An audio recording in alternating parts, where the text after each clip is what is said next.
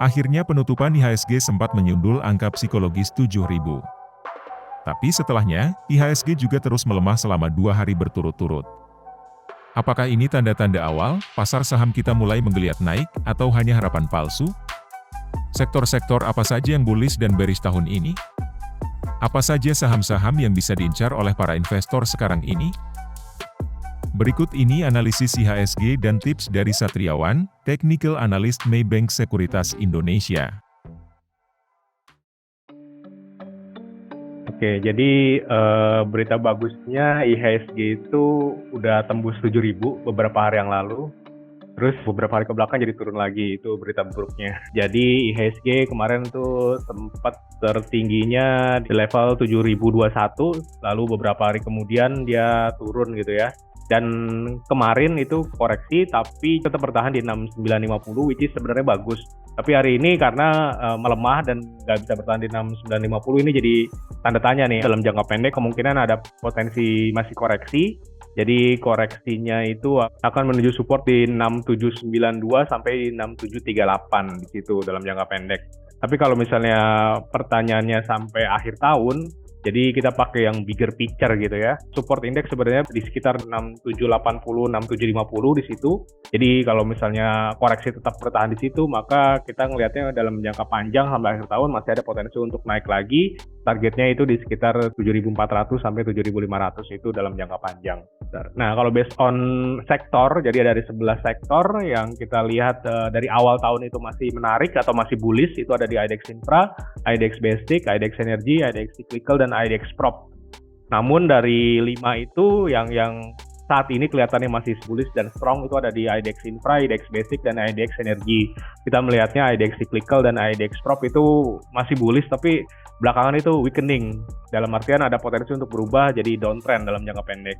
Nah, kalau misalnya dari awal tahun sampai saat ini bearish, itu konsisten, itu ada di IDX Tech dan IDX Health.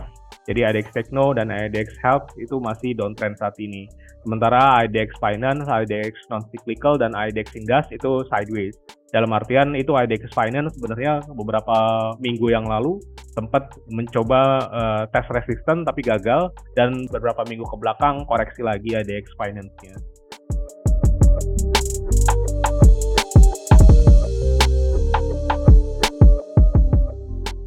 Jadi kalau misalnya kita lihat bulan Maret ya, itu kan bottoming selalu oil price-nya naik, dan beberapa hari yang lalu oil price-nya itu bikin higher high ya, jadi lebih level tertinggi sejak Desember 2022 kalau nggak salah ya.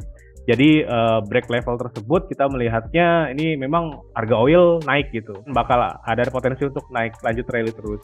Nah, ini berdampak signifikan terhadap saham-saham yang energy related, terutama kalau misalnya oil naik berarti Medco ya, dan substitusinya coal stock.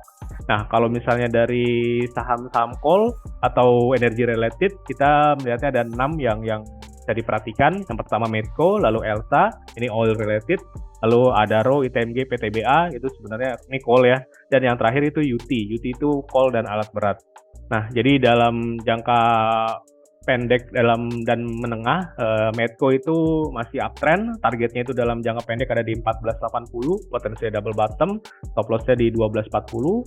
Lalu Elsa biasanya ini ngekor dari Medco ya, itu juga bagus, targetnya di 456, stop loss-nya di 400. Lalu di Adaro overall masih uptrend, potensinya capit handle, arahnya di 3160, stop loss-nya di 2700. Lalu di ETMG, potensi rally lanjutan itu dalam jangka pendek ke 34300-an, stop loss-nya di 28900. Lalu PTBA overall nih masih downtrend ya, menengah dan panjangnya untuk PTBA. Jangka pendek itu targetnya di 3200, stop loss-nya di 2850.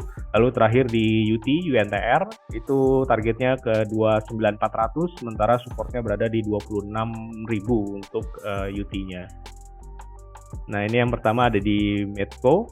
Jadi Medco kita tahu bahwa di bulan April Mei itu konsolidasi, lalu di bulan Juli ini juga naik, habis itu konsolidasi lagi sampai Agustus, dan ini beberapa hari yang lalu satu hari naik lumayan besar ya, dan saat ini juga masih uptrend untuk Medco-nya. Lalu di Elsa juga kurang lebih sama walaupun dia bentuknya diagonal gitu ya, nggak sharp dari Medco, tapi ini juga masih uptrend Elsa-nya. Jadi sekarang lagi deket-deket support 408-400. maintain di level ini, potensi rally lanjutannya ke 456. Lalu selanjutnya ada di Adaro. Adaro dari bottomnya di bulan Mei, jadi waktu itu dari awal tahun sampai Mei itu kan downtrend ya, semuanya buang-buang call stock, tapi sejak bulan Mei, pertengahan Mei atau akhir Mei itu call stock terutama Adaro ini naik ya, masih uptrend. Ini masih bikin higher low, jadi sejak break di resistennya di sekitar 2550, 2520 itu bentuknya cup with handle, potensi rally lanjutannya Adaro di 3160. Lalu selanjutnya ada di ITMG. ITMG juga sama, bottomnya itu di pertengahan bulan Mei, sampai saat ini masih mix to up. Jadi resisten yang udah dilewati itu di sekitar 28.000. Jadi dalam jangka pendek supportnya di 2829, sementara targetnya di 34.300. Lalu PTBA ini masih downtrend ya. Jadi dari awal tahun memang masih downtrend, bottomingnya itu sama di bulan Juni. Kalau yang lain di bulan Mei, PTBA itu di bulan Juni. Sampai saat ini masih naik memang ya, tapi naiknya landai dibandingin dengan Adaro dan ITMG.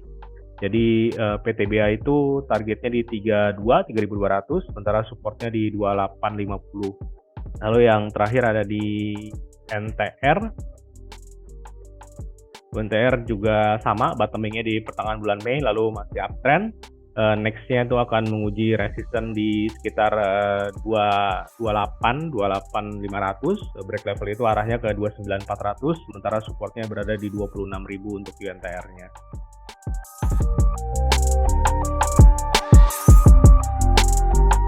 Nah, untuk topiknya kita ada 5.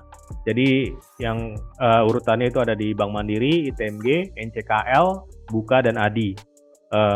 Yang pertama Bank Mandiri. Bank Mandiri itu melihat karena kemarin itu dia turunnya lumayan ya. Jadi big banks itu pada turun. Tapi menurut saya turunnya ini bisa buy on weakness untuk Bank Mandiri. Jadi buy on weakness levelnya itu ada di 57, lalu di 55. Jadi selama koreksi tetap bertahan di sekitar 57.500, maka dalam jangka panjang kita ngelihatnya Bank Mandiri masih ada potensi untuk lanjut rally lagi, targetnya di 6.200 sampai di 6.800. Lalu yang masih bagus juga dari call sebenarnya itu ada di ITMG ya. Nah ITMG, jadi ITMG itu supportnya masih di 28.900, jadi maintain di level itu ketika koreksi nanti. Potensi rally lanjutannya itu ke 34.300 sampai di 37.750. Jadi ini kelihatannya masih ada potensi untuk lanjut rally lagi. Sementara Adaro kan udah duluan, ini kelihatannya bagus tapi ketinggalan gitu kalau kata saya. Lalu yang ketiga itu ada di NCKL. Nah, NCKL ini kemarin menguat, volumenya juga relatif besar dalam 3 hari, dan 2 hari ini memang koreksi, namun tetap bertahan di support yang tadinya jadi resisten di sekitar 1020-1010. Jadi tetap bertahan di level 1020-1010. Kita ngelihatnya dalam jangka pendek itu NCKL berpotensi membentuk ascending triangle, targetnya di 1110 sampai di 1200. Stop loss-nya di 1010. Lalu selanjutnya ada di Buka. Buka tampaknya merespon pemerintah yang nolak itu ya, TikTok untuk jadi e-commerce juga, jadi sosial media dan e-commerce juga ditolak. Jadi kemarin Buka dan Goto lumayan bagus. Walaupun kalau untuk konfirmasinya Bukalapak itu resistennya di sekitar 248. Jadi 248 itu resisten kuat yang sudah terbentuk dari April 2023. Beberapa kali gagal terlewati, kemarin juga sempat lewat tapi closingnya balik lagi di bawah. Jadi kita ekspektasi bahwa jika 248 ini dapat terlewati resistennya, maka Bukalapak bisa membentuk inverted head and shoulders dengan target di 268 sampai di 320. Jadi memang 248 itu harus lewat dan bertahan menjadi support di situ. Nah, lalu yang selanjutnya yang terakhir ada di ADI. Construction belakangan jadi bagus lagi ya.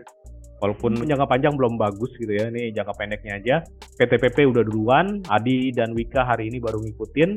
Jadi ADI dalam jangka pendek ini baru break resisten di 458, jadi 458 ini jadi support, maintain di 458 sebagai support. Ini maka ADI berpotensi untuk lanjut rally lagi menuju target inverted head and shoulders di 505 dan last high di 535. Sementara supportnya di 458 untuk ADI-nya.